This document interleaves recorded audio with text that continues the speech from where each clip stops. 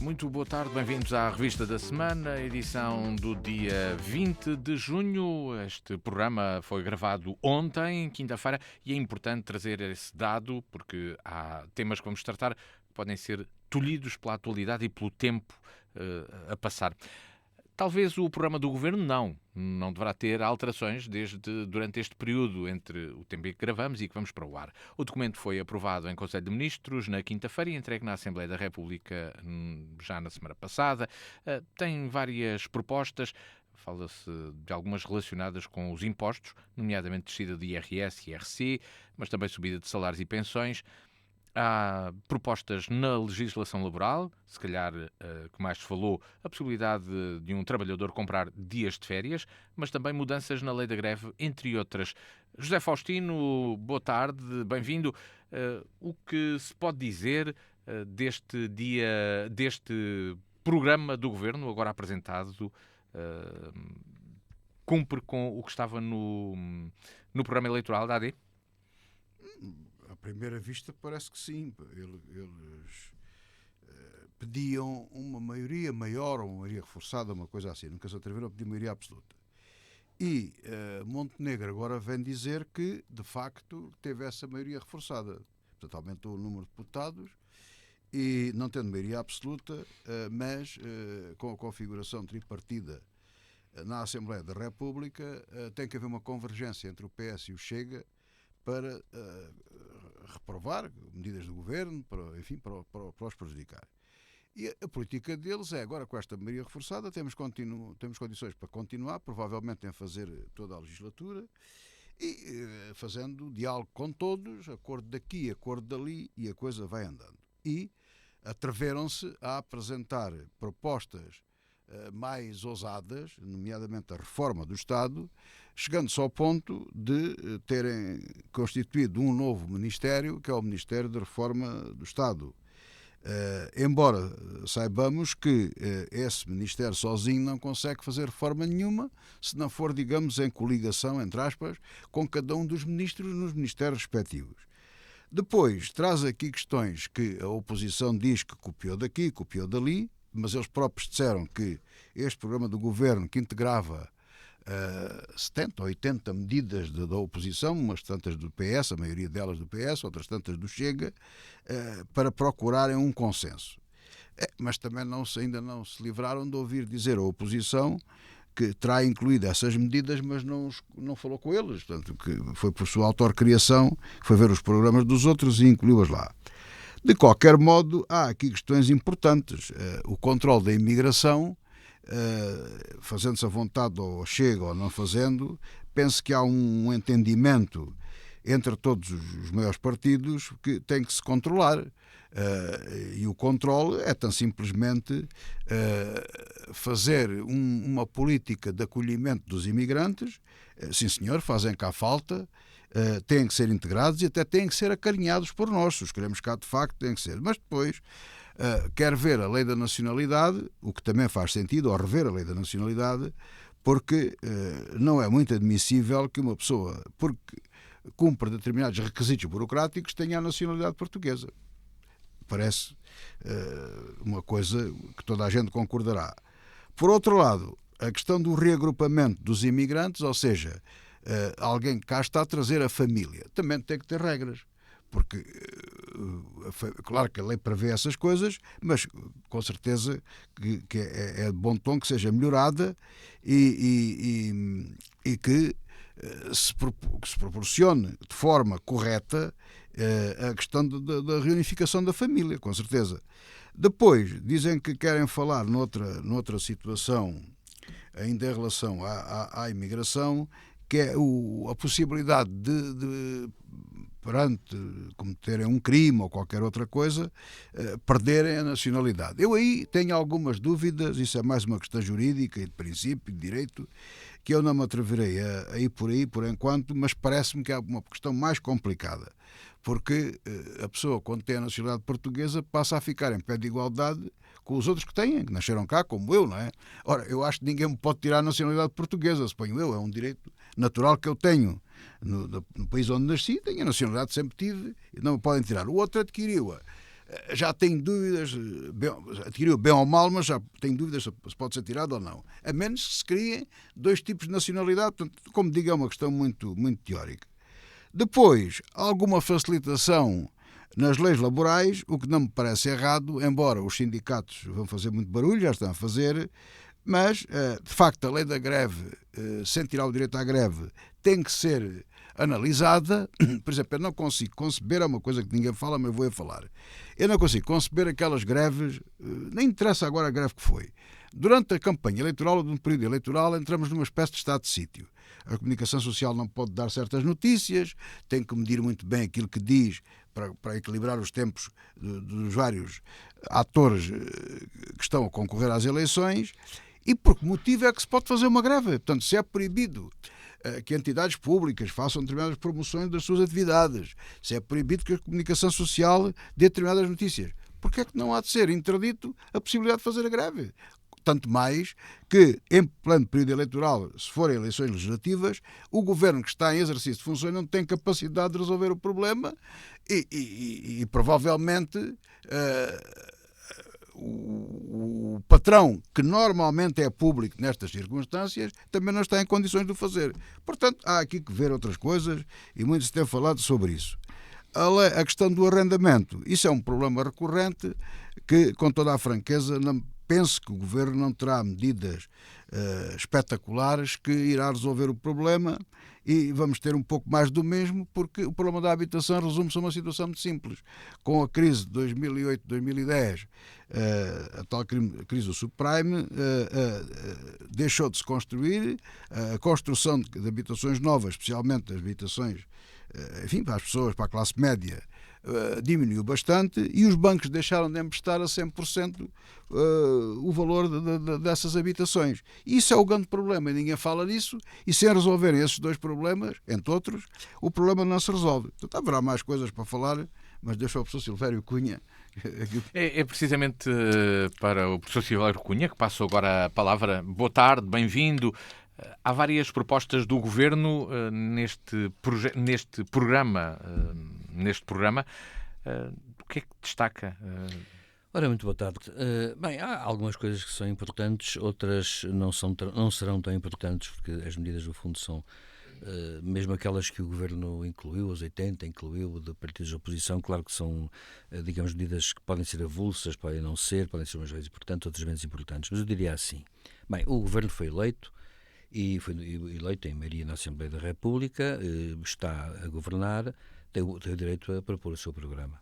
E os partidos de oposição têm o direito de fazer propostas e contrapropostas, críticas e ouvir as contracríticas e argumentações e, portanto, no fim, passará ou não passará. Portanto, eu penso que isso é mesmo assim e querer, digamos assim, esta coisa dos partidos, nomeadamente os principais partidos da oposição, neste caso o Chega e o PS, virem dizer que não querem ser fatores de instabilidade e depois todos os dias estarem a fazer críticas sobre o governo, é um bocado ridículo e é um bocado demagógico, deve dizer-se. Porque quando um partido diz que não quer ser fator de instabilidade, significa logo à partida que há uns pressupostos básicos que têm que ser, digamos assim, respeitados. A partir daí começam as discórdias.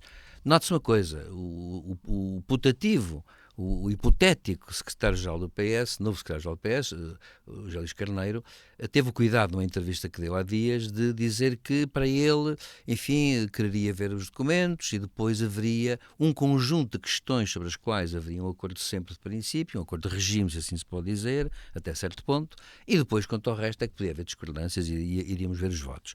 Agora, isto eu acho que é importante que os dois partidos, aliás, o Governo deu sinal disso agora ontem, salvo erro, quando convocou os dois principais partidos de oposição para falar sobre defesa, porque realmente é importante que os dois principais partidos da oposição sejam ouvidos pelo Governo sobre um assunto que é um assunto que importa ao país todo e não é só um governo, digamos assim. Porque é o seguinte, isto para dizer o quê? Para dizer que há que pôr, digamos, as coisas com clareza desde o princípio. Temos um programa que deve ser executado. Esse programa poderá ser negociado em certos aspectos e cabe ao Governo e aos partidos da oposição explicar quais são, digamos assim, os pontos de partida e os seus pressupostos. Bom, dito isto, há uma questão que é a questão da reforma do Estado. Bem, vai haver uma reforma do Estado, tem que haver uma visão do Estado. Nós lembramos que o último grande documento que houve sobre a reforma do Estado foi de Paulo Portas, no governo de Passos Coelho, em que ele fez uma proposta, um livrinho de 100 e poucas páginas, sobre a reforma do Estado. Bom, tinha lá ideias, portanto, é evidente que tinha lá ideias, boas ou más agora por acaso não interessa, mas tinha, digamos assim, a questão é esta, tinha uma visão da questão. É evidente que quando se cria uma proposta de reforma do Estado, tem que ser uma visão do Estado e, como disse o Sr. Faustino, e bem, não é para haver um governo, um ministério destinado a isso, que se faz uma reforma do Estado. Pelo contrário, vai ser uma pasta muito difícil, porque ele vai ter que se articular, o novo ministro vai ter que se articular com todos os ministros, todos os setores, sem falta nenhuma, para perceber como é que se pode fazer uma reforma do Estado, porque é preciso ter uma visão do Estado, ela tem que ser discutida no Parlamento, claro, e depois disso tem que se perceber qual é o impacto, digamos assim, das medidas que se pretendem pôr em execução, até porque elas, como o Estado é um todo, qualquer medida que seja aplicada, sei lá, no domínio da simples burocracia, na defesa, ou na educação, na saúde, vai ter impacto no resto. E, portanto, tem que haver aqui uma grande articulação. Vai ser um ministério muito difícil, quanto a mim, para o seu titular, e, portanto, faz falta aqui uma visão geral do Estado que ainda, digamos assim, não apareceu com clareza, mas isso, enfim, é de esperar. Quanto há duas ou três coisas que eu acho que são importantes frisar aqui. Primeira questão. Bem,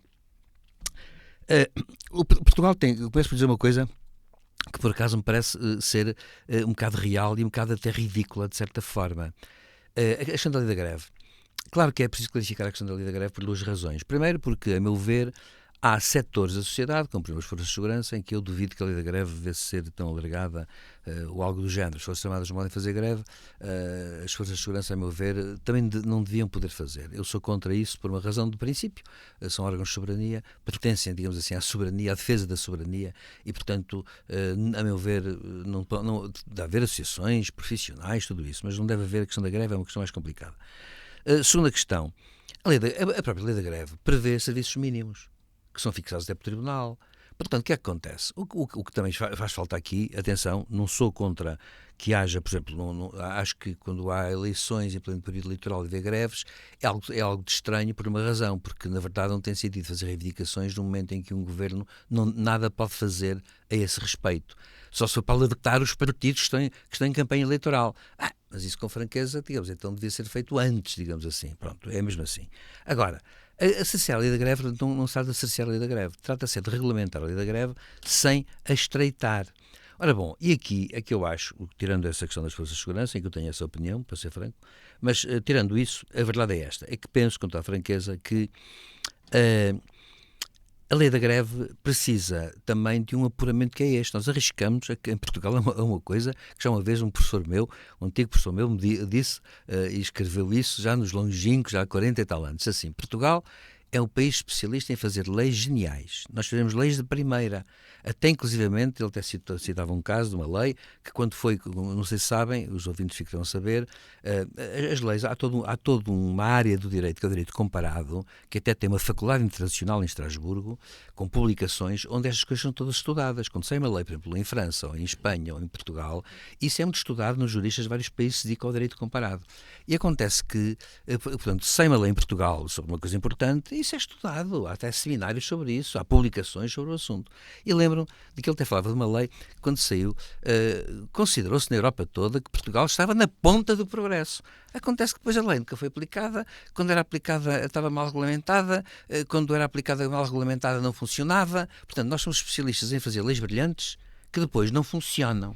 Mas neste caso da lei da greve não terá sido, por exemplo, devidamente aplicada em greves anteriores, que algumas até foram consideradas ilegais, mas depois não tiveram consequência exatamente, jurídica, porque não foram para tribunal. Mas tem que ter. É que a questão é esta. Precisamente, o problema que se põe com as leis é que uma norma prevê uma situação, uma hipótese, não é, de uma situação, depois prevê uma estatuição e a respectiva sanção. Portanto, só assim é que a norma alcança toda a sua dimensão. Não tem sentido, não se pode fazer isto. A pessoa faz. E agora o que acontece? Oferecemos um ramo de flores, olhamos para o lado, assobiamos, não pode ser. Portanto, acontece que isto é um problema que se põe. E atenção, eu acho que se for para alterar a lei da greve, mantendo todo este estado de espírito que acontece que há no país, vou ser franco, enfim, não vale a pena mexer então em nada, porque nós estamos habituados a que precisamente depois os órgãos, digamos assim, competentes para exercer as suas competências nessa matéria, realmente estamos habituados a que não funcionem quando deviam funcionar. Aliás, eu ontem, permito fazer aqui um parênteses só, para concluir, eu só queria fazer uma visão, mas só para dizer uma coisa, vi uma coisa muito interessante, uma entrevista do Almirante Gouveia Melo, em que ele fez uma distinção entre exercer autoridade e ser autoritário. E ele disse, a questão é esta, o Estado numa democracia não tem que ser autoritário, mas tem que exercer a autoridade. Porque se não exercer a autoridade, acabará por ser autoritário, que é uma coisa diferente. Portanto, a autoridade tem que ser exercida em qualquer circunstância. Pronto, e agora, fechando parênteses, só para dizer e para concluir. A questão da nacionalidade e da imigração é um problema de facto complicado por duas razões, mas eu concordo com uma ideia, vamos cá ver, nós temos que olhar para isto de uma forma completamente, digamos assim, uma forma, como eu costumo dizer, acolhedora, mas precisamente por isso mesmo tem que ter condições, ou seja, por exemplo, seria impensável ter uma política de portas abertas. Se historicamente, se nós fizéssemos isso, historicamente, como aconteceu já outrora em muitas civilizações, claro que, se entrassem agora aqui, por exemplo, 15 milhões de estrangeiros, daqui a 70 anos ou 100 anos nós temos uma outra sociedade organizada. Só que, entretanto, seria o caos e o cúmulo e aconteceria tudo e mais um par de botas. Bom, portanto, a questão que se põe é, há questões culturais também. Por exemplo, quando se diz que as famílias devem poder reunir-se, claro que são famílias nos termos que, apesar de tudo, têm que ser entendidos em Portugal. Ou seja, por exemplo, eu não posso dizer que vou migrar para um país e só me sinto bem se levar a minha família de 70 parentes. Não pode ser, isso não pode ser. E acontece que, eu sei que isto levanta uma questão cultural que é complexa e que eu sei que levanta muitos problemas até humanos, mas tem que se compreender as coisas, isto é, quem vem também porque sabe que será condicionado por algumas coisas. Portanto, eu acho bem que deve haver o direitos humanos, respeito pelos direitos humanos, as pessoas que vêm não devem ser objeto de tráfico, tem sido uma escandaleira o que as televisões têm mostrado, esta coisa de aparecer qualquer pessoa por aí leva a coisas incríveis, tem sido uma escandaleira o tráfico de pessoas que há, agora já está migrantes a traficar com migrantes também, há não migrantes a traficar com migrantes, não pode ser, isto não pode ser, e acontece que eu acho bem que haja uma lei de nacionalidade clara, e acontece que, a partir daí, com clareza, eu também acho que, no entanto, só uma última coisa, ninguém deve ser, digamos assim, retirado da nacionalidade depois de ter, é um direito que se tem. Porquê? Porque todos nós, na nossa genealogia, já fomos não nacionais. Por exemplo, quando pertencemos ao Império Romano, durante muito tempo, nós não éramos cidadãos romanos. E foi já durante o Império, e já tardiamente, que num dado momento o Imperador deu a cidadania romana aos membros da Península Itálica, acho que foi no ano 90 depois de Cristo, e muito mais tarde é que deu a cidadania a todos os membros do Império. Portanto, nessa altura havia pessoas de primeira e pessoas de segunda. Ora, isto não pode acontecer. Todos nós já fomos filhos, ou melhor, filhos não, descendentes de pessoas que tinham sido promovidas. Portanto, nós devemos dizer assim, a nacionalidade quando se dá, dá-se. Não se deve poder tirar. Agora, claro que há penas, se houver crimes, cumprir essas penas, etc. Portanto, é uma questão simples desse nível. Agora, tem que haver mais critério. Agora, tem que haver mais critério. E tem que haver critério, claro. Com estas análises ao programa do Governo, de outro tema da semana, é o de suspeitos de terrorismo. Um chefe da PSP era um dos líderes de um grupo neonazi desmantelado pela Polícia Judiciária e é suspeito de recrutamento para o terrorismo. A Comissão do Conselho da Europa contra o Racismo realça também casos de violência motivada pelo ódio, com grupos neonazis envolvidos. Portugal deve melhorar a atuação das polícias com crimes de ódio. José Faustino, gerou-te surpresa esta detenção? Houve questões que foram abordadas, nomeadamente já as questões operacionais, mas também materiais deste grupo, que já tinha armas com alguma sofisticação, feita em casa, com materiais compósitos, entre outros. Onde estamos? Eu vou começar. Surpreendeu-me e não me surpreendeu. Quer dizer, surpreendeu-me porque normalmente em Portugal andamos a mastigar as coisas e nunca mais chega a uma conclusão. E neste caso a Polícia Judiciária tinha uma investigação já há algum tempo e concretizou coisas e apanhou, porque também não foi em vão. Agora, as armas, fizeste bem a falar nisso, porque eu também queria falar sobre isso. As armas, aquelas armas de plástico ou do material compósito. Portanto, o material compósito é uma substância final que resulta da união ou da junção de vários materiais, como, por exemplo, a fibra de lã de rocha, ou antes havia a fibra de vidro já proibida, a fibra de carbono, etc. Portanto, é para a mistura sucessiva de vários materiais que acaba por ter um produto final bastante resistente, neste caso que eu estou a dar o exemplo, e aqui é uma coisa mais complicada. Não sabemos se aquelas armas foram apreendidas são de facto perigosas ou não. nem eles próprios sabem. Há uma coisa que eu sei à partida. É uma arma daquelas, a cópia feita com uma impressora de 3 dimensões, não tem as mesmas características que a arma original verdadeira feita numa fábrica de armamento. Aquela pode atirar 20 ou 30 tiros, admito que sim, ou até mais, mas ao fim daquilo não começa a derreter. Tenho quase a certeza disso.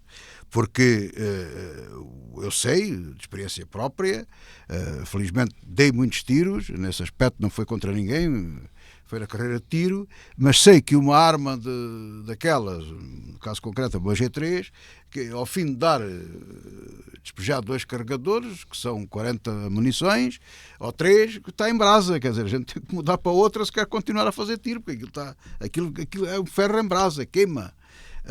Portanto, tudo aquilo é complicado e vamos pôr as coisas nos devidos termos. De qualquer modo, um indivíduo se apresenta com uma arma daquelas, mesmo dando a tiros, pelo menos assusta toda a gente e aterroriza toda a gente. Depois fala-se aqui na questão do ódio. O problema do ódio é uma coisa que me interessa pouco, embora seja muito mau, o ódio é uma coisa terrível.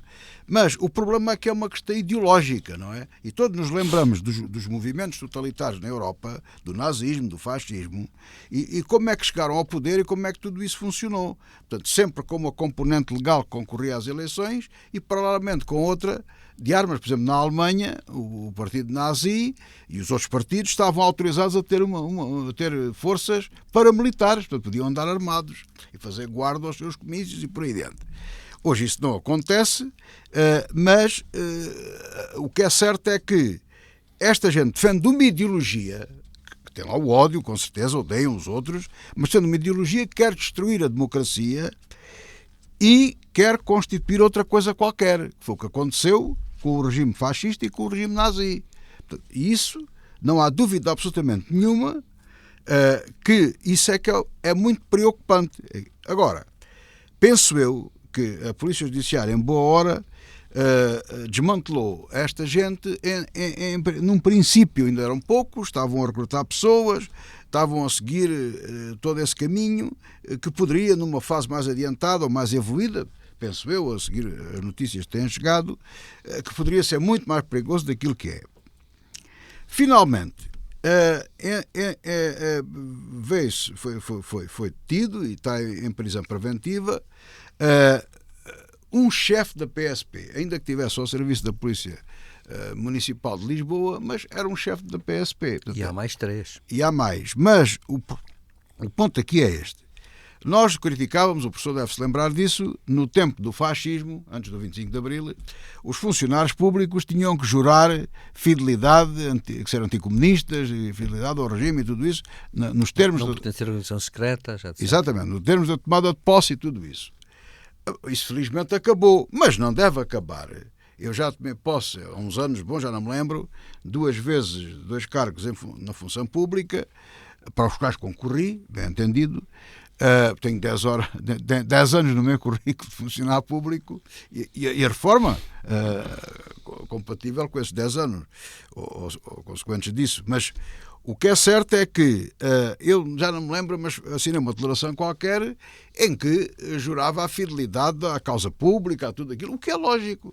Ora bem, numa força paramilitar como a PSP e mais quase militar como a GNR, e os militares, naturalmente que sim, os outros, esta gente que tem o poder de exercer de ter armas, de poder exercer a violência perante os outros para fazer cumprir a lei, tem que haver aqui um filtro muito apertado e tem que haver, desde logo, um julgamento de honra em que o indivíduo não se mete, não se filia, não tem atitudes contra o regime democrático que jura servir.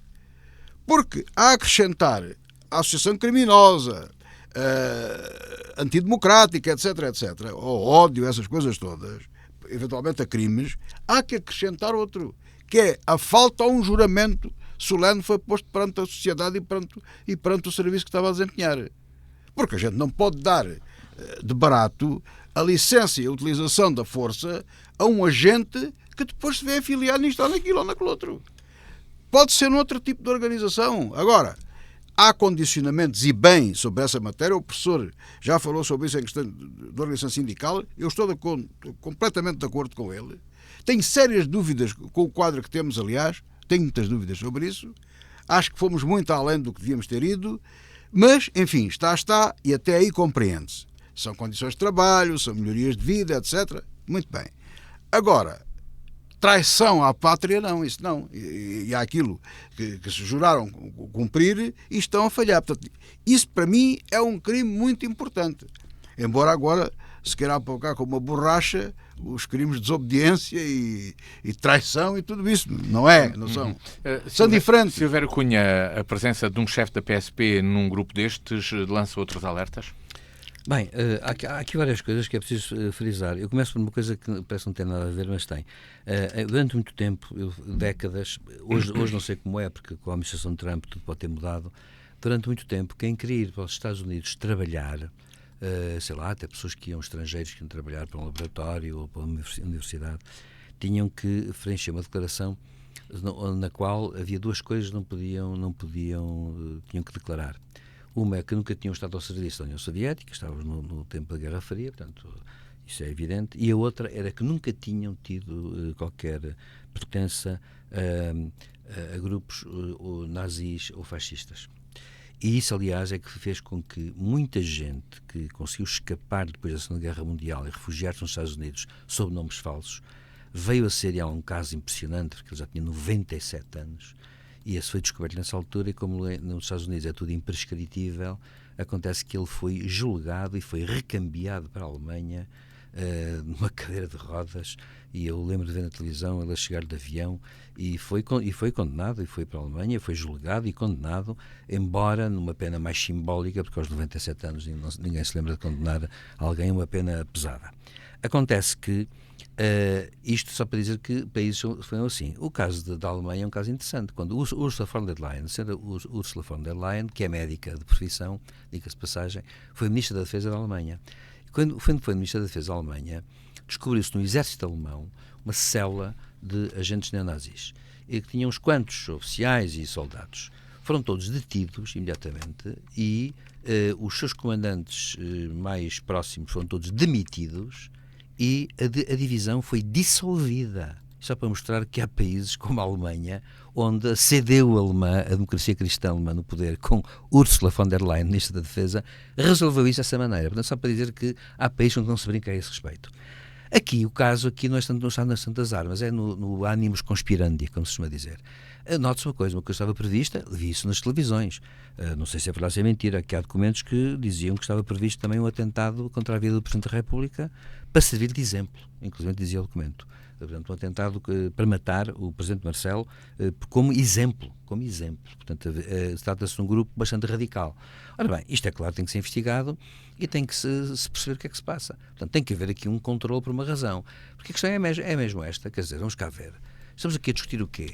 Um regime que permite que as pessoas possam exprimir os seus pontos de vista diferentes, e temos aqui um conjunto de pessoas que querem impor aos outros os seus pontos de vista. Algo aqui não bate certo desde logo. Portanto, nós temos que ter tolerância para com opiniões diferentes. Não podemos pretender que alguém, em nome do que quer que seja, isto aplica-se a muitos setores ideológicos, essa passagem, não se pode permitir que alguém, em nome do que quer que seja, queira impor a sua visão do mundo aos outros, nem que para isso tenha que matar, prender, pôr em campos de concentração, o que for. Portanto, as coisas são assim mesmo. E claro que isto agora sim é preocupante por uma razão, porque de facto as autoridades europeias em geral já andavam a vigiar a questão. E parece que não, mas em Portugal anda-se muitas vezes com a ideia que nada tem importância, nada são brandos costumes, etc. E a questão hoje em dia não é essa. Hoje já não se põe a questão assim, porque a história mudou. E a prova disso está no seguinte, e termino. Depois da linguagem passar do futebol para a política e neste momento descer abaixo de tudo e entrar facilmente no insulto e na violência, repare-se que tem subido os casos de violência em geral, e até a linguagem política violenta subiu a níveis nunca antes alcançados. Isso significa uma coisa, significa que nós somos muito humanos e que estamos a ser, digamos, a acompanhar o nivelamento por baixo que está a acontecer na sociedade. Isso não pode ser. Deste caso, entramos numa página internacional. Aconteceu durante esta semana a reunião do G7, que terminou sem conclusões. A reunião terminou na passada terça-feira. Trump saiu muito apressadamente, algo se passou e já vamos saber o quê, é a questão que vos vou fazer, para sair tão rapidamente desta reunião, onde esteve apenas um dia. No dia seguinte esteve presente Volodymyr Zelensky, que voou para o Canadá para falar com os restantes membros do G7. José Faustino, era uma reunião sem expectativas, podemos dizer isso? Bom, vamos lá ver. Eu faço uma leitura, tenho acompanhado estas coisas ao longo dos anos, naturalmente, e também não é a primeira vez que falamos sobre isto. Estas cimeiras do G7, quando estava lá a Rússia era G8, agora está lá a Europa, mas será G7 mais um, portanto, enfim. Depois há o G20, que já mete os países quase todos do BRIC, e mais dos BRICS, e mais o G7. Vamos ver. A ideia que tenho sobre isto, e aquilo que me parece, é que, à semelhança de outras instituições civis, estou-me a lembrar, por exemplo, do Bilderberg, é assim que se diz, acho eu, Bilderberg, nunca se percebeu bem o que é que aquilo era. Eu, porém, estudei o caso, li algumas coisas sobre isso, e percebo qual é o espírito disso. Claro, aqui é uma comparação apenas. O que é que se pretende nessas e noutras, a trilateral, enfim, outras coisas que há. São reuniões reservadas em que os participantes nem são autorizados e têm que se comprometer a isso, cá estão os tais compromissos de honra, a dizer o que é que lá passa, onde as pessoas que lá estão, que são pessoas influentes na sociedade, debatem os assuntos da atualidade. Nestes casos, estas organizações civis, nem há conclusões, quer dizer, não, há um resumo, falou-se destes temas, tal, mas é para contentar o jornalista, digamos assim. Portanto, as expectativas não podem ser muito grandes, nem pequenas, não podem haver expectativas sobre uma reunião do G7, porque eles, pelo menos uma vez por ano, reúnem-se. Uma vez na Suíça, agora foi no Canadá, porque é o Canadá que preside o G7. E é claro que aproveitam para fazer encontros laterais à reunião entre vários países. Era o que estava a preparar uma reunião entre Trump e Zelensky, que não chegou a haver, porque Donald Trump, alegando que tinha que ir para os Estados Unidos, e mais à frente falaremos disso por causa da guerra do Médio Oriente, não nos desenvolvo aqui muito sobre isso, não havia ali que sair muitas coisas, até porque, ainda sobre o problema da guerra, a União Europeia, como é costume, os países da Europa, não é? Onde no G7 há uma data deles quase a parte, a França, a Alemanha, a Itália, vamos escapar alguma, a França. E há divisões entre eles sobre determinados pontos de vista, mas isso não impede que não troquem impressões, não é? Agora, esta reunião, e finalmente, como nós temos agora como se diz agora, aí está-se a generalizar, um elefante por causa do símbolo do Partido Republicano, um elefante na sala. Eu confesso que estou um pouco preocupado com o elefante, com como é que aquilo se diz? O guincho, ele tem um nome próprio, que agora não me lembro. Os elefantes fazem... Urram. O urro do elefante a mim não me interessa por nada. Ou seja, deixei de entrar na minha vida em considerações, e até por respeito por este programa e por os nossos ouvintes, e por professor Silveira Cunha, naturalmente, deixei de me preocupar com aquilo que diz o Presidente dos Estados Unidos. É que não me interessa rigorosamente para nada. Nada, zero. Só me interessa o que ele faz. Ele foi do G7, foi dos Estados Unidos para o G7. Isso interessa-me. Depois não esteve na reunião toda e veio-se embora antes. Isso também me interessa. O que ele disse não me interessa para nada. O que ele faz é que me interessa. Porque diz disto e diz daquilo. Não me interessa isso para nada. Não quer saber disso para nada. Ameaçou lá o Ayatollah que não sei o quê, que pode atacar, mas pode não atacar. Zero. Ataca ou não ataca? Quando ele atacar, logo se vê. Portanto, não me interessa, não vamos analisar nada. Ou seja, aquilo que o Presidente dos Estados Unidos neste momento diz não interessa rigorosamente nada para qualquer análise política. E é muito boa vontade, ou estarmos a querer vender gato por lebre, introduzir na análise política aquilo que diz o Presidente americano. Portanto, para mim, isso está armado. E, portanto, nem me surpreende que ele, a pouco adiantaria ele falar com o Zelensky ou não. O Zelensky, coitado, tem que ir a todas, não é? Depois veio a correr, porque aquilo está a agravar-se com os russos e por aí adiante. Portanto, é isto. O G7 cumpriu de certeza a sua missão. Há que falar muita coisa, coisas de pormenor, coisas que nem sequer podem vir a público. E quem comunica estas coisas de interesse público, como é o caso dos jornalistas, têm que começar a perceber que há certas coisas que não se podem comunicar. E dou um exemplo muito concreto que se tem andado aí pelos dias da amargura e que felizmente parece que se está a emendar a mão, que é o fornecimento de armas à Ucrânia. Não tem que se dizer o que é que fornece nem o que é que deixa de fornecer. Quando muito, com 6 meses de atraso, diz-se fornecemos isto, fornecemos aquilo, deu estes resultados e pronto. E mesmo assim, ter muito cuidado, porque esse balanço pode ter influência em ações futuras e, como tal, não deve ser feito. Silvério Cunha, esta era realmente uma reunião que não iria ter novidades? Estes encontros já não trazem novidades? Como o G7, como o G20, e de facto casos, digamos, da sociedade civil mundial, digamos assim, que é o caso do Clube Bilderberg, entre outros, são reuniões que, no fundo, onde se trocam impressões.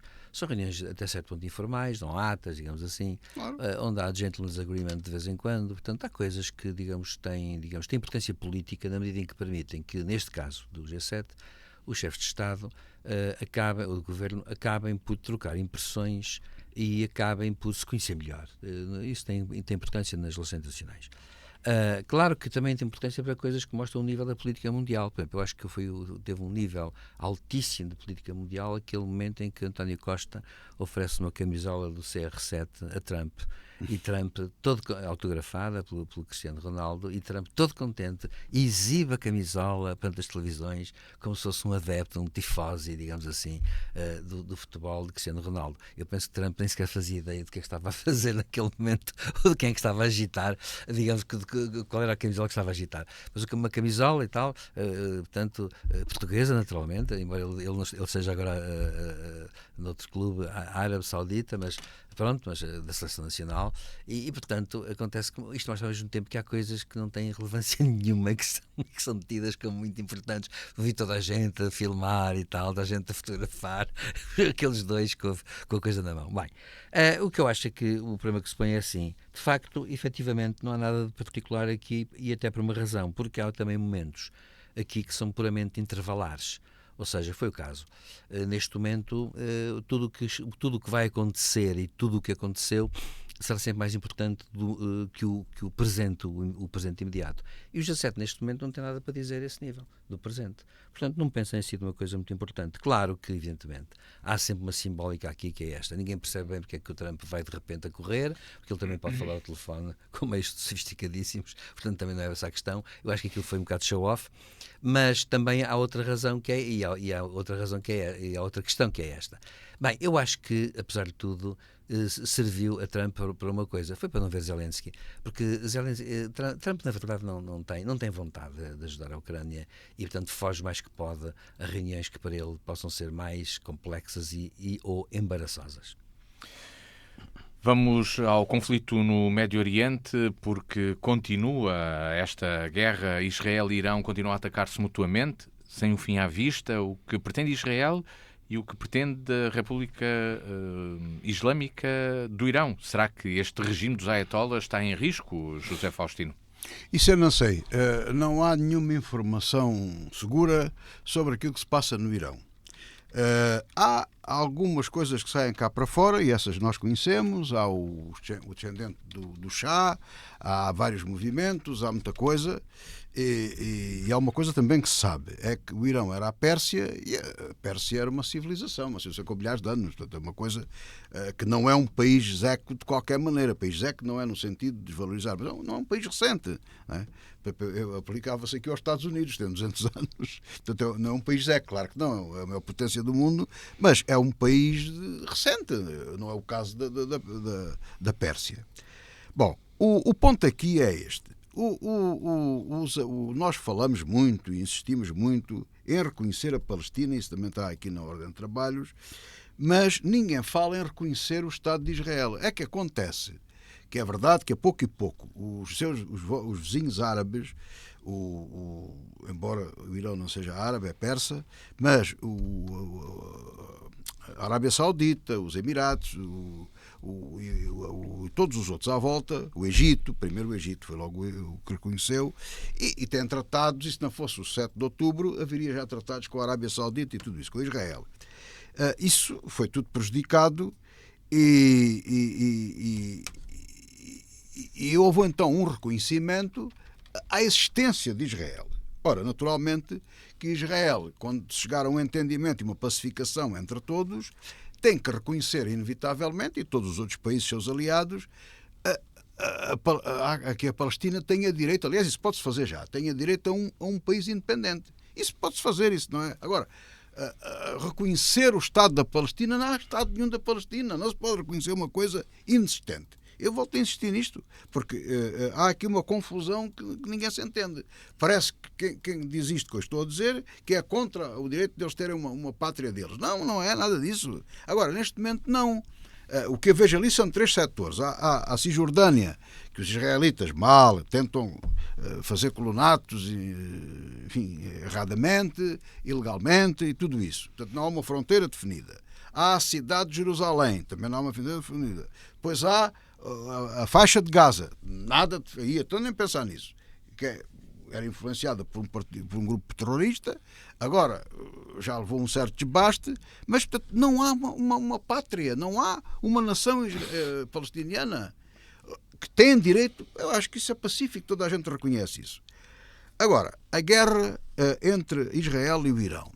Israel, aliás, o Benjamin Netanyahu, o primeiro-ministro israelita, veio dizer, isso foi transmitido em todo o mundo, aquilo que preocupava e quais eram os objetivos e as preocupações dos israelitas. E são 2. A primeira são os mísseis balísticos. O míssil balístico é aquele que sai da atmosfera e volta a entrar. Portanto, quase não passa por cima de nada. Ele vai lá acima e volta. Percorre milhares de quilómetros. Portanto, é já uma arma complicada. São, portanto, os lançadores, os foguetões, que lançam compõem no míssil, depois o míssil cai na cabeça, tem uma ogiva. Neste momento é uma ogiva explosiva e, portanto, causa um dano grande, mas nada comparável com uma ogiva nuclear. E as ogivas nucleares podem-se dividir em 2 ou 3 bombas nucleares e aí arrasa o Estado de Israel. Primeiro ponto de preocupação de Israel são os mísseis balísticos. Digamos assim, a capacidade do Irão lançar para o seu território ou para outros territórios, por exemplo, a Europa, consegue lá chegar, quiçá aos Estados Unidos, com os lançadores, com os foguetes, vamos dizer assim, estratégicos. Segunda preocupação, que esses mísseis estratégicos tenham ogivas nucleares, portanto, a corrida ao nuclear. Portanto, o objetivo deles é destruir o lançador dos mísseis e destruir as instalações atómicas, portanto, nucleares. E o que acontece é que eles desenvolveram uma fortaleza dentro de uma montanha, calcula-se que a 80 metros de profundidade, onde tem a fábrica, centrifugadoras, são assim chamadas, devem centrifugar, devem separar as coisas, para enriquecer o urânio. Ora, enquanto o urânio, para fins pacíficos, requer um enriquecimento fraco, para, sei lá, assim, um exemplo, 10%, por exemplo, para uma arma nuclear já tem que ser à volta de 90%. Vamos assim dizer, não sou especialista nisso, mas voltamos a falar nisso. Ora, o Israel, com as armas que tem o domínio aéreo sobre o Irão, porque afinal de contas o Irão tem estas coisas todas, mas não tem uma defesa aérea eficaz.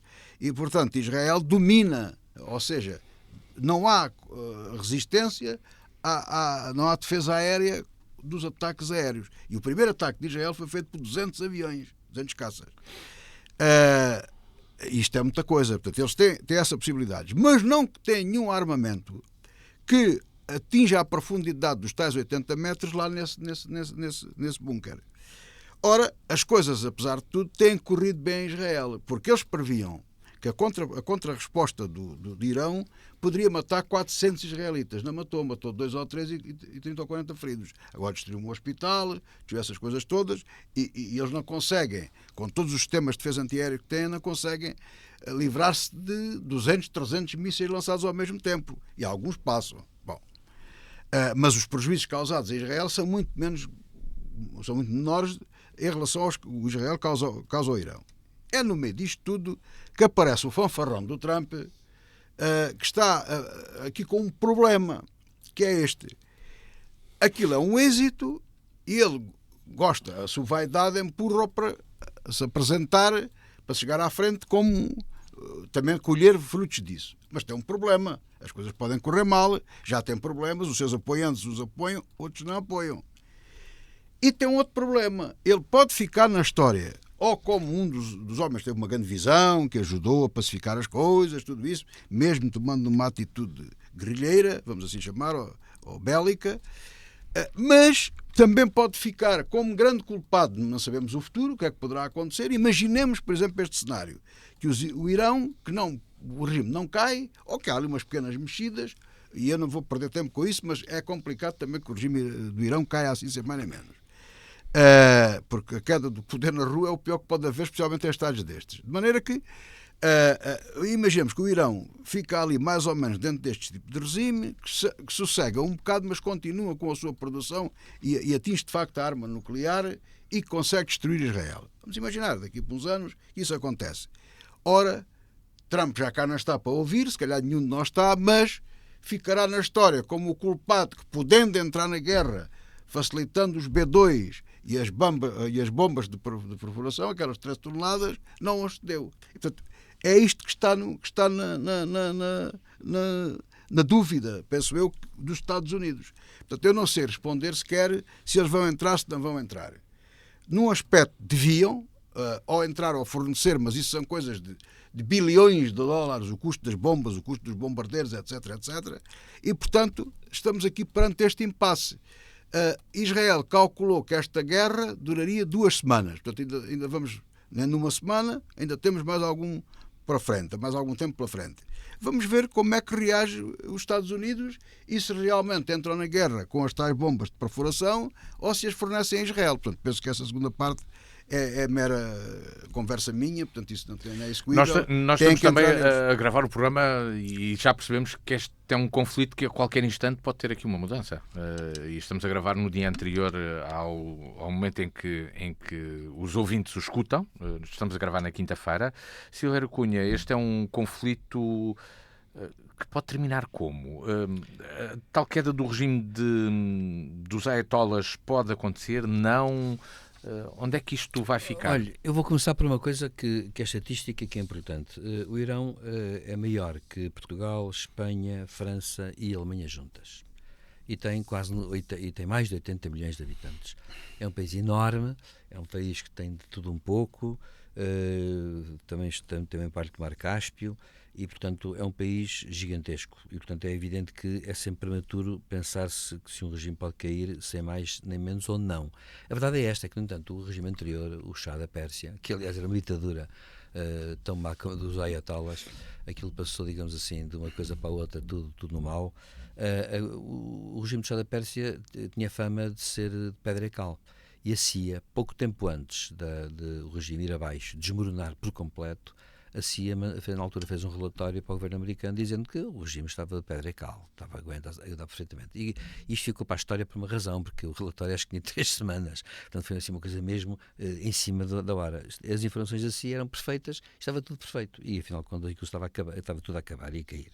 Portanto, é claro, é prematuro sempre nestes casos dizer aquilo que vai acontecer. E claro, nós também sabemos uma coisa, quando caiu o regime do Shah da Pérsia, o Ayatollah Khomeini não tomou logo conta de poder, pelo contrário, estava no poder um democrata, Shapur Bakhtiar, que tentou orientar o Irão para um regime parlamentar tradicional, tipo ocidental. Khomeini lá estava. E Khomeini ainda não tinha chegado, chegou a seguir, e mal chegou... Fomos nós que o levámos para lá. Sim, estava em Paris exilado, e acontece que, mal chegou, que a primeira coisa que fez foi liquidar o Shapur Bakhtiar, que aliás foi exilado e depois foi assassinado no estrangeiro, e inclusivamente a seguir houve até outros que sucederam ainda um bocadinho com pretensões a fazer qualquer coisa e o Ayatollah Khomeini rapidamente se desembaraçou deles. Portanto, só para dizer que é prematuro dizer o que quer que seja este nível. Porquê? Porque nós também sabemos uma outra coisa. É que neste momento a cidade de Teherão tem mais de 10 milhões de habitantes. Claro que quando há estes problemas, o Irão é um país muito antigo, é um país que sempre foi uma potência, digamos assim, ao longo do tempo.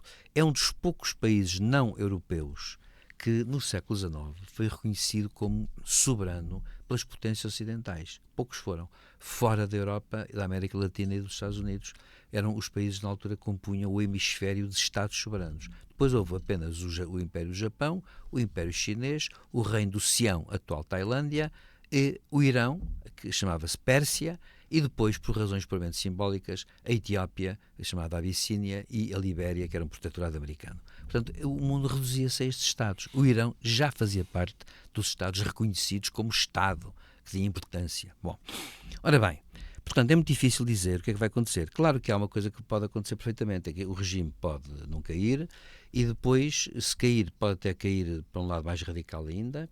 Segundo, qualquer que seja a queda, vai ser muito difícil, porque vai ser um combate interno que pode produzir um novo Iraque. Os Estados Unidos não têm interesse em meter-se lá, porque é um país ainda maior que o Iraque, mas é bom dizer que o Irão é 4 vezes maior que o Iraque. E, portanto, o Irão não estão a perceber bem o tamanho do Irão, não é? Já disse aqui, é 1,6 milhões de quilómetros quadrados, que é uma loucura. Portanto, acontece que é metade da União Europeia, acontece só ele. Portanto, é muito difícil dizer o que vai acontecer. Agora, o que eu acho é o seguinte: qual é o grande problema que se põe aqui a Israel e aos Estados Unidos? E, naturalmente, ao Irão. Ao Irão é a sobrevivência, porque, a meu ver, Israel está com supremacia e está a ganhar a guerra, claramente. O problema, no entanto, não é ganhar a guerra. O problema é, ou melhor, não é ganhar a batalha, é ganhar a guerra, precisamente. E o problema é esse, é que para se ganhar uma guerra é preciso ter uma fotografia do final da guerra. Afinal de contas, o que é que se pretende? Claro que Israel pretende uma coisa óbvia, como é natural.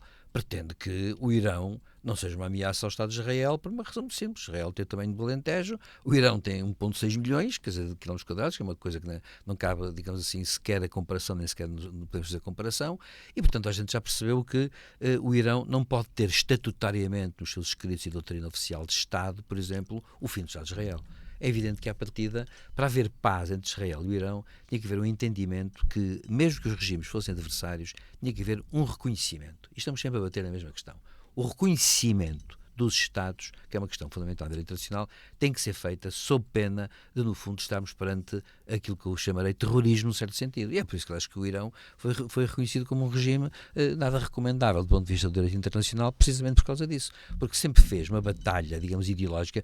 É bom lembrar uma coisa: o Irão também nunca reconheceu o direito internacional à sua maneira. Portanto, acontece que estamos perante um problema em que não há pontos comuns que permitam fazer, digamos assim, uma ponte. O direito internacional exige uma coisa, que é: todos estão dentro daquele barco, todos estão naquela ponte, que é a ponte do direito internacional.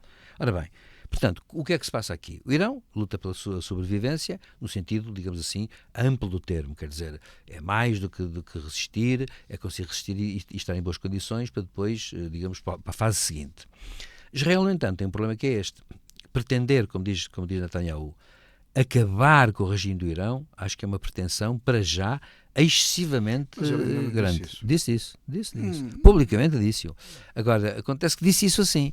E claro que é evidente que isto transforma, digamos, a questão numa situação que é: a guerra sem fim nunca tem sentido, nunca acaba bem. E claro que os americanos aí têm medo, por uma razão, porque já toda a gente percebeu, e já há estudos sobre isso muito, muito bem feitos, inclusivamente por politólogos americanos e suspeitos, que dizem que os Estados Unidos têm propensão para, digamos assim, to lose the long game, para perderem o jogo longo. Isto é, intervêm, resolvem a questão naquele momento, fazem isto. Mas depois é um sarilho. Porque ou ficam lá e afundam-se, ou quando largam deixam aquilo ainda pior do que estava. E portanto esse é o problema que se coloca: é que não basta ganhar. É preciso de facto fazer uma transição se querem fazer alguma coisa daquilo. Se não querem, então nessa altura mais vale negociar já. As coisas são como são. Portanto, esse é o problema que se põe aqui. E, portanto, eu acho que neste momento o problema é este. O que Israel pretende talvez seja demais para aquilo que neste momento era, digamos, o seu interesse. E penso que aí Netanyahu jogou um bocadinho com uma certa janela de oportunidade que lhe foi aberta pelas circunstâncias históricas. E Netanyahu lançou-se para a frente com toda a força. Trump não quer isso, até porque Trump também tem um problema. Trump, por exemplo, prometeu que nunca iria mais haver guerra nenhuma. Os Estados Unidos nunca iriam intervir mais. Prometeu isto ao seu eleitorado. Ele tem gente no seu eleitorado influente que não quer de forma nenhuma que diz os israelitas que resolvam o problema. Porque também há gente que não quer saber. É bom lembrar uma coisa que eu queria e já estou a acabar. Nos Estados Unidos sempre houve um eleitorado altamente isolacionista que chegou a defender em plena Guerra Fria, estamos a falar de 64, de 62, 61, em que houve um grande jornalista americano, Walter Lippmann, que era um grande porta-voz do neoliberalismo americano e ideologicamente um grande porta-voz dos republicanos, chegou a defender isto em livro, dizendo assim: os Estados Unidos, na Guerra Fria, só têm que se preocupar com a Europa e as Américas e deixar a África e a Ásia toda, eles que façam pela vida. E se a União Soviética quiser conquistar, conquiste, porque nós, a Europa e as Américas, sozinhos resistimos. Era a tese do Walter Lippmann, que eu acho que era uma tese profundamente errada e que os presidentes americanos nunca seguiram. Porque senão significaria abandonar o resto do mundo, precisamente, e a história teria sido outra. Ora bem, aqui o que se passa é um bocado isto, é que esse eleitorado, sempre, calcula-se que em 25% e 30% do eleitorado americano é assim. Eles dizem mesmo, não temos nada a ver com o resto do mundo, não queremos saber, é que eles não querem mesmo saber. E dizem-no assim com todas as letras: nós não queremos saber de vocês. Por isso, uma nova guerra é uma traição. Ora bom, acontece que Trump tem este problema, é que tem os estrategas e tem depois tem uma data de gente que não sabem também, aqui para nós, acho eu, não sabem bem o que fazer. O secretário da Defesa americano não tem ideias nenhumas. E Trump que quer ter sempre um protagonismo pessoal muito grande nestes domínios, também eu acho que anda um bocado a apanhar bonés, por uma razão, porque ele de facto anda sem saber o que fazer, porque é tudo muito errático e tudo muito conjuntural, como disse o João Faustino há bocado. Ele fala, mas não diz nada. Exatamente. Ele fala, mas depois o que é que faz? Fará por baixo da mesa? Sim, mas até que ponto e até onde? Eu vou dizer uma coisa em favor do Presidente Trump. Eu acho que o Presidente Trump, pessoalmente, deve dizer assim: o que é que eu posso esperar disto? Ele próprio deve ter grandes perplexidades. Eu acho que ele terá perplexidades, ele haverá momentos em que não saberá o que fazer, porque não tem uma estrutura montada a esse nível. Portanto, em suma, eu penso que neste momento a América até pode entrar por uma razão, porque se vir que com isso pode destruir a célebre central iraniana, poderá fazê-lo. Só que a partir daí também há um problema, é que gera como é que vai ser o depois. E o que acontece se o regime se mantiver? Bem, vai acontecer uma coisa, é que vai acumular ressentimentos brutais naquela região. E os americanos também não têm interesse nisso. Não têm interesse em ficar conhecidos pelos maus da fita para todo sempre. E todo sempre até 2100. Quero apenas um comentário rápido vosso à situação da Rússia e Ucrânia. Isto porque Marco Rutte voltou a dizer que a Rússia está a produzir tantas armas e munições em 3 meses como os 32 aliados da NATO num só ano. Atenção. E na Europa cresce a preocupação de que a Rússia possa quer vir a testar a garantia de segurança do artigo 5º da NATO. José Faustino, é um risco que está em cima da mesa com esta distração do Médio Oriente? Será que se está a olhar devidamente para leste? Bom, fala-se nisso, do testar, isso é a parte mais importante disto. O artigo 5º tal que diz que quando um país é atacado, um país da NATO, todos os outros estão ao lado desse país e entram em guerra com o país que atacou. Se, por exemplo, a Ucrânia fosse da NATO, a Rússia não estava em guerra com a Ucrânia, mas sim com toda a NATO, com todos os países.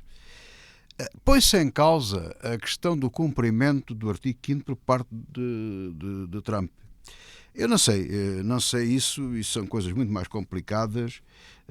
Uma decisão dessa natureza leva, como outras, a gente está aqui a falar os Estados Unidos vão lá bombardear ou não lá a central dos iranianos, mas isso são coisas feitas a nível do Pentágono e da defesa, daquilo tudo, com Trump ou sem Trump eles fazem aquilo, depois o Trump só dá ordens, só vão só não, mas eles têm planos para tudo e está tudo previsto. O não cumprimento do artigo 5º, admitindo mesmo, portanto, agora entramos num campo especulativo, que Trump, nos seus, suponho eu, telefonemas loucos, que o outro deve-se fartar de rir com o Putin deve brincar com ele, não é? Porque dá-lhe 10-0 em inteligência e em estratégia e em tudo mais. Era preciso que, mesmo assim era complicado, para Putin avançar com uma coisa dessas, essa confiança, suponho eu que devia ter algum conforto da parte de Trump a dizer que não, a gente vai pensar e tal, vai se querer, não sei o quê. Mas mesmo assim, eu não sei, portanto, depois dizia-se, o Trump mudou de ideias. Não mudou de ideias. Ele foi forçado internamente por serviços secretos, para a defesa, para aquela gente toda, o Pentágono, vamos dizer que é o comandante das tropas, por toda aquela gente para cumprir o artigo 5º. Ou seja, não há ciência certa nem vontade individual de ninguém sobre o cumprimento ou não desse artigo. Agora, mesmo correndo esse risco, e isso é um risco, estou convencido que Putin, se continuar e com saúde, enfim, e no poder, porque aqui também há sempre a questão humana, que tentará, será levado a experimentar, dependendo muito como é que a coisa lhe corre na Ucrânia, não é? Isso depende muito. E eu, para acabar, quero dizer o seguinte: é verdade e reconheço, e se não reconhecesse era parvo, que os russos estão a avançar muito pouco. Já se contabiliza 1 milhão de mortes dos russos. Muito, mas muito mais que os ucranianos. Não é aqui uma questão de bola, isto, a vida das pessoas não se brinca, mas 1 milhão é um prejuízo tremendo mesmo para a Rússia, que tem muitos milhões de habitantes. É um grande prejuízo. E não compensa, porque avançou o quê? 3 metros? Na média, 4 daqui, 1 dali, 20 centímetros do outro lado. 3 metros não compensa. Com tantos mortos não compensa. Aquilo que a Rússia conquistou, até no último ano, não compensa o número de mortos que teve, que é na ordem das centenas de milhares. Portanto, não compensa. Mas, se a coisa lhe correr bem, porque eu estou convencido que para Putin e para gente dessa, como para Hitler e outros mais assim, a vida humana conta pouco. Nem 1 milhão de vidas para eles, é o mesmo. É o mesmo que beber ali um copo de vinho ou uma coisa qualquer. Ele é capaz de ser tentado a isso, mas não é uma coisa de ciência certa. Neste momento não podemos afiançar com garantia absoluta que Putin ganha a guerra na Ucrânia. Eu, daquilo que vejo e que equaciono, tenho muitas dúvidas. Claro, passa aqui por um recuo dos Estados Unidos, passará, e com uma intensificação da Europa. Mas atenção, ele diz, o rapaz lá do Trump, diz que o Putin está a produzir tantas armas como os outros, mas é verdade, mas o que é certo é que a soma só da União Europeia comparada à da Rússia é superior em tudo. Eu estou a falar em guerra e armamento e em tudo isso. É superior. A única coisa que Putin tem vantagem em relação aos outros, à NATO e à Europa e tudo isso, é que para nós a vida humana conta muito e para ele conta pouco. A grande diferença é esta. Silveira Cunha, Putin terá testado eu acho que a testar o artigo 5º da NATO? Pois, Putin pode ser... para já. O primeiro ponto é este. O que é que efetivamente move Putin? É o poder pelo poder? O dinheiro já sabemos que não é. É o poder pelo poder, e se assim for, claro, a tentação é grande. Por outro lado, Putin fez uma coisa que estava a preparar há muito tempo, que agora descobriu, não é? Que transformou a Rússia numa economia de guerra. E, portanto, as economias de guerra têm vantagens, digamos assim, para aguentar os momentos de penúria e as crises. Porque, por um lado, são ditaduras, impõem aos povos as condições. O povo russo, como ele uma vez disse, é verdade, é um povo de sacrifício. É um povo, como aliás o povo ucraniano também. Mas o povo russo é um povo de sacrifício, portanto é um povo para o qual 1 milhão de mortos ou 100 mil mortos, não interessa, é muito menos significativo do que o mesmo, sei lá, para uma francesa, para uma inglesa, para um espanhol ou para um português.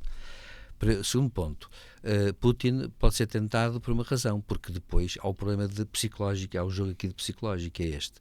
Então, e Trump? Que garantias dá Trump de ser seguro? Por exemplo, quando houve o caso houve já uma experiência destas nos anos 80, quando Reagan era presidente, em que a União Soviética jogou uma cartada nova. Criou uns novos mísseis, que eram mísseis que atingiam todos os países da NATO, com exceção do Canadá e Estados Unidos.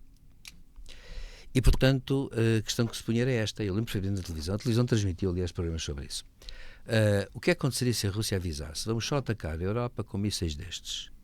E, portanto, tem a garantia de que nunca atingiremos Estados Unidos e Canadá. O que acontecerá? A experiência, na altura, punha-se não era com os governos, punha-se com os povos. Quer dizer, na América e no Canadá, as pessoas estariam dispostas a morrer pelos europeus, sabendo antecipadamente que não seriam atingidas, havendo guerra. Portanto, que a guerra não seria diretamente com elas. Sabem, nessa altura aconteceu uma coisa curiosa. Parte da opinião pública dizia, não é? Antes vermelhos que mortos, por exemplo, dizia-se muitas coisas desse tipo. O governo americano e o governo canadiano, nessa altura, os governos canadiano e americano, fizeram questão de dizer publicamente e com toda a força que isso não seria admitido e que seria mesmo guerra, guerra, guerra. qualquer infração ao artigo 5º não se seria admitida. Então fizeram uma questão dizendo que aqueles mísseis, mesmo sem alcance objetivo, que era um novo tipo de mísseis, cujo nome agora não está já, não estou recordado, que poderiam atingir apenas só países europeus, acontece que isso seria considerado um ato de guerra, como se fosse ali plantar uma bomba em Nova Iorque. E foram convincentes. E a verdade é que depois essa questão dos mísseis desapareceu. Assim como foi lançada, foi uma experiência psicopolítica, digamos assim, e psicossociológica. Acontece que agora Trump tem um problema. É que Putin não sabe o que é que Trump de facto pensa, isto é, supomos nós que Putin está mal informado sobre Trump, talvez seja demasiado bem informado. Mas a verdade é esta, Trump é tão errático que pode levar até por engano a uma coisa destas, dizer assim, vamos experimentar só para ver o que é que dá. Não é de momento. Sim, não estou a dizer que seja, não sei, mas vamos experimentar. Bom, o que aconteceria? Bem, isto teria efeitos incríveis para Trump, porque isso significaria no Pacífico que a China poderia ir a Taiwan. Não é? Claro, punha-se a mesma coisa, era um bocado igual. Até hoje os Estados Unidos disseram que um ataque a Taiwan será equivalente a um ato de guerra. Uhum. E portanto nós interviremos. Acontece que, isto só para dizer o quê? Para dizer que na verdade isto é difícil de solução, dizer o que é que se passa. Agora, é verdade uma coisa que o José Faustino estava a dizer e é de facto nos deve fazer pensar, que é quando a Rússia está nesta guerra de desgaste permanente em que morrem todos os dias pessoas, de um lado e do outro também, mas morrem muitos civis, ucranianos neste caso, isso é patente e visível, embora tenha já havido baixas também russas civis. Mas quando isto acontece, mostra também que o regime está disposto a fazer fim-capé naqueles 20% do território que tem e que está, no fundo, disposto a ir até ao fim para obter, à velha maneira do século XIX e Primeira Guerra Mundial, condições para discutir depois a paz em termos concretos de ocupação de território, que é para garantir aqueles 19,7% de território e não 19,5%. E isto mostra uma mentalidade diferente. É que há aqui uma questão interessante do ponto de vista académico, mas que não tem graça nenhuma do ponto de vista real, histórico. É que, na verdade, Putin introduziu uma nova perspectiva no mundo para um líder de superpotência, que é esta, que, voltando ao século XIX, ele está a discutir coisas que Napoleão, por exemplo, e o imperador austro-húngaro e o imperador da Prússia pensavam no século XIX e no século XVIII, nas batalhas. É que podia-se ter 180 mil de um lado, 200 mil do outro, e podiam morrer naquela batalha 80 mil, 100 mil, 150 mil, que isso não tinha importância nenhuma. E até quando o vencido perdia, ofereciam um banquete, o marechal-chefe, ofereciam um banquete aos vencedores para poder retirar depois em boa forma.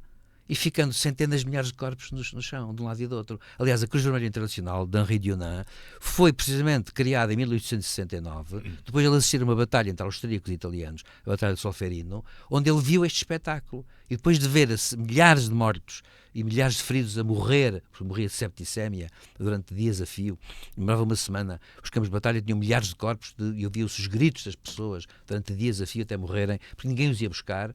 E foi quando a Henri Dunant, que assistiu àquela batalha, disse assim, isto não pode ser, tem que se criar uma organização que trate os feridos e sepultos mortos, de um lado e do outro, e com garantida pelas potências. Foi assim que nasceu a Cruz Vermelha Internacional. Portanto, em suma, acontece que isto, e repare, foi uma grande vitória na época. E ainda hoje a Cruz Vermelha não consegue fazer tudo o que pretende e está estatutariamente definido. Isto para dizer, portanto, o quê? Nós entramos numa era, o perigoso aqui é este, é que, de facto, temos uma outra racionalidade a dominar o campo de batalha. E isso permite experiências esquisitas que ninguém percebe bem onde pode levar. É assim que chegamos ao final desta revista da semana com José Faustino e Silvério Cunha. O programa está disponível em dianafm.com, também no canal do YouTube da Diana. Terminamos e marcamos encontro consigo para de hoje 8 dias. Até lá.